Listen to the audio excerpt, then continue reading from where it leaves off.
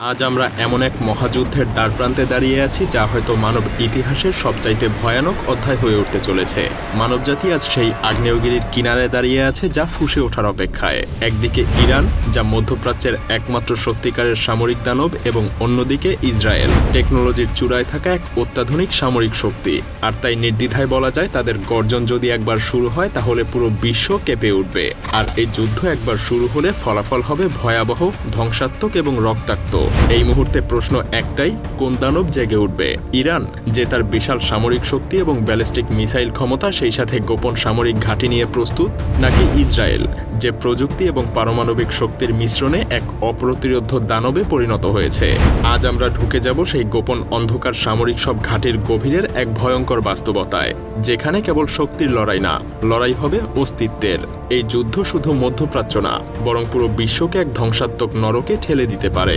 প্রস্তুত হন এই রোমহর্ষক বিশ্লেষণের জন্য, যেখানে আমরা ঢুকে যাব এই দুই দেশের সামরিক শক্তির গভীরে। তো চলুন দেখে নেওয়া যাক কোন দানব সামরিক শক্তির দিক থেকে সবথেকে বেশি এগিয়ে রয়েছে। অর্থনৈতিক শক্তি। যুদ্ধ মানেই টাকার খেলা। অর্থ ছাড়া আপনি সেনাবাহিনী চালাতে পারবেন না, ক্ষেপণাস্ত্র ছুটতে পারবেন না, বা আকাশে যুদ্ধ বিমানও ওড়াতে পারবেন না। আর তাই তো 2024 সালে ইরান তাদের সামরিক বাজেট প্রায় 15 বিলিয়ন মার্কিন ডলার বরাদ্দ করেছে। ইরানের বিশাল বাজেটের মূল উদ্দেশ্য হলো তাদের ইসলামী বিপ্লবী গার্ড কর্পসকে আরও ভয়ঙ্কর করে তোলা, তাদের মিসাইল, স্থলবাহিনী এবং নৌবাহিনীকে যুদ্ধের জন্য প্রস্তুত করে তোলা। কিন্তু ইসরায়েল কি অর্থের দিক থেকে পিছিয়ে? মোটেও না, বরং তারা বরাদ্দ করেছে প্রায় 27.5 বিলিয়ন মার্কিন ডলার, যা ইরানের তুলনায় অনেকটা বেশি। আর এই অর্থ দিয়ে তারা তৈরি করছে নতুন ক্ষেপণাস্ত্র, উন্নত যুদ্ধ বিমান এবং এমন সব অস্ত্র যা মুহূর্তের মধ্যেই শত্রুকে নিশ্চিহ্ন করে দিতে পারে। কিন্তু শুধু টাকার পরিমাণই যুদ্ধে বিজয় নির্ধারণ করবে না। প্রযুক্তি, কৌশল এবং যুদ্ধক্ষেত্রের অভিজ্ঞতা একসাথে যুদ্ধে প্রভাব ফেলে। যেমন ইরানের মাটির নিচে থাকা গোপন সামরিক ঘাঁটি এবং অদৃশ্য মিসাইল ইসরায়েলের সেই সকল প্রযুক্তির চোখও ফাঁকি দিতে পারে। ইরানের কোন দানব কখন জেগে উঠবে তা এখনও কেউ বলতে পারে না। সেনাবাহিনী। ইরানের সবচাইতে বড় শক্তি কি জানেন? তাদের বিশাল সেনাবাহিনী। তাদের আছে 6,10,000 অ্যাক্টিভ মিলিটারি পারসন। এর মধ্যে 3,50,000 সেনা নিয়মিত বাহিনীতে আর 1,90,000 সেনা সদস্য IRGC-তে নিয়োজিত, যারা সবসময় প্রস্তুত যে কোনো বিপর্যয়ের জন্য। কিন্তু এখানেই শেষ না। ইরানের 3,50,000 জন রিজার্ভ সেনা রয়েছে, যারা যে কোনো মুহূর্তে যুদ্ধক্ষেত্রে নামতে প্রস্তুত। ইরানের সেনাবাহিনী সিরিয়া এবং ইয়েমেনের মতো যুদ্ধে ইতিমধ্যেই অভিজ্ঞ হয়ে উঠেছে। কিন্তু ইসরায়েলের সেনাবাহিনী সংখ্যা হিসেবে ছোট হলেও তাদের প্রযুক্তিগত দক্ষতা অপ্রতিরোধ্য।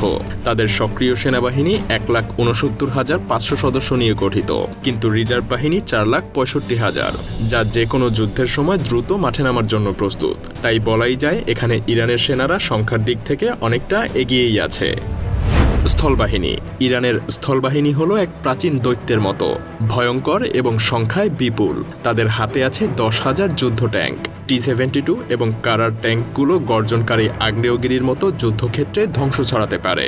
আর আছে 7,000 আর্টিলারি সিস্টেম, যা দূর থেকে ধ্বংসাত্মক আঘাত হানতে সক্ষম। কিন্তু ইসরায়েল কি এই দৈত্যর সামনে দাঁড়াতে পারবে? হ্যাঁ, পারবে, কারণ ইসরায়েলের হাতে আছে মেরকাভা 4 ট্যাঙ্ক, বিশ্বের অন্যতম সেরা যুদ্ধযান। যদিও তারা মাত্র 400 ট্যাঙ্ক নিয়েই মাঠে নামবে, কিন্তু এই ট্যাঙ্কগুলো কোনো সাধারণ ট্যাঙ্ক না। এগুলো এক একটা যেন চলমান দুর্গ। প্রতিটা মেরকাভা 4 ট্যাঙ্ক একই সাথে আক্রমণ এবং নিজেকে প্রতিরক্ষা দুইটাই করতে পারে। তবে ইরানের গোপনাস্ত্রাগারে কি লুকিয়ে আছে তা কিন্তু এখনও অজানা। বিমান বাহিনী। এটা নিঃসন্দেহে মানতে হবে, আকাশে ইসরায়েল এক অপ্রতিরোধ্য দানব। কিন্তু ইসরায়েলের 345টা আধুনিক যুদ্ধ বিমানের মধ্যে F-35, F-16 এবং F-15 রয়েছে, যা বিশ্বসেরা যুদ্ধ বিমান হিসেবে পরিচিত। এই যুদ্ধ বিমানগুলো মুহূর্তের মধ্যেই আকাশে উড়ে শত্রুকে ধ্বংস করে দিতে পারে। আরও আছে 43টা অ্যাটাক হেলিকপ্টার, যা নির্ভুলভাবে আঘাত হানতে সক্ষম। ইসরায়েল আকাশ যুদ্ধে অদম্য এবং বেশ অভিজ্ঞ। তাহলে ইরান কিভাবে এর মোকাবেলা করবে? কারণ ইরানের হাতে আছে 312টা যুদ্ধ বিমান এবং মাত্র 5টা অ্যাটাক হেলিকপ্টার। সেই সাথে ইরানের বিমান বাহিনী কিছুটা পুরনো দিনের প্রযুক্তি ব্যবহার করে, কারণ পশ্চিমাদের নিষেধাজ্ঞার কারণে তারা এখনও প্রযুক্তি আপগ্রেড করতে পারে না। কিন্তু ইরানের গোপন কৌশল এবং বিশ্বের অজানা মিসাইল ক্ষমতা ইসরায়েলের এই আধুনিক বাহিনীর জন্য হুমকি হতে পারে। ইরানের আকাশ শক্তি হয়তো আজকের মতো দুর্বল, কিন্তু কে জানে কোন অজানা আকাশ যুদ্ধের প্রযুক্তি তারা লুকিয়ে রেখেছে। নৌবাহিনী। ইরান ইসরায়েলের চেয়ে আকাশ শক্তিতে পিছিয়ে থাকলেও নৌবাহিনী শক্তিতে কিন্তু বেশ এগিয়ে, কারণ ইরানের নৌবাহিনী সমুদ্রের সিংহের মতো। তাদের 17টা সাবমেরিন, 68টা পেট্রোল বোট এবং 10টা মাইন ওয়ারফেয়ার জাহাজ পারস্য উপসাগর থেকে ভারত মহাসাগর পর্যন্ত ইরানের শক্তিকে ছড়িয়ে দিচ্ছে। তারা প্রায়ই সমুদ্রপথে ভয়ঙ্কর আক্রমণ এবং তেলের ট্যাঙ্কার আটকানোর মাধ্যমে বৈশ্বিক অর্থনীতির উপরে প্রভাব ফেলে। তাদের সাবমেরিনগুলো সমুদ্রের গভীর থেকে শত্রুদের প্রতি এক অদৃশ্য আতঙ্ক ছড়ায়। তবে ইসরায়েলের নৌবাহিনী কম শক্তিশালী হলেও তাদের কার্যক্ষমতা এবং গোপন অপারেশন অত্যন্ত ভয়ঙ্কর। 5টা অত্যাধুনিক সাবমেরিন এবং 49টা পেট্রোল বোটের সাহায্যে তারা সমুদ্র চষে বেড়ায়। কিন্তু ইরানের সমুদ্রের নিচে লুকিয়ে থাকা গোপন শক্তি কতটা বিধ্বংসী হতে পারে সেটা কিন্তু কেউ জানে না। ব্যালিস্টিক মিসাইল এবং পারমাণবিক শক্তি। যুদ্ধের শেষ আঘাত ব্যালিস্টিক ক্ষেপণাস্ত্র এবং পারমাণবিক শক্তি। এখানে ইরানের হাতে আছে সেজিল এবং খোরামশাহ মিসাইল, যা 2000 কিলোমিটার দূর থেকেও আঘাত হানতে সক্ষম।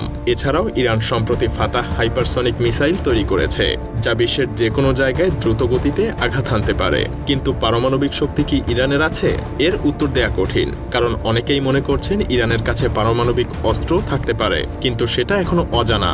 আসলে এই আতঙ্কের কারণেই তো আমেরিকা এখন পর্যন্ত ইরানের সরাসরি হামলা চালায়নি। কে জানে, ইরান হয়তো পারমাণবিক অস্ত্র তৈরি করে ফেলেছে, কিন্তু সেটা কেউ নিশ্চিত না। আর ইসরায়েলের হাতে আছে জেরিকো 3 ক্ষেপণাস্ত্র, যা প্রায় 6500 কিলোমিটার দূরত্বেও আঘাত হানতে সক্ষম। আর হ্যাঁ, তারা প্রায় 90টা পারমাণবিক ওয়ারহেড নিয়ে দাঁড়িয়ে আছে।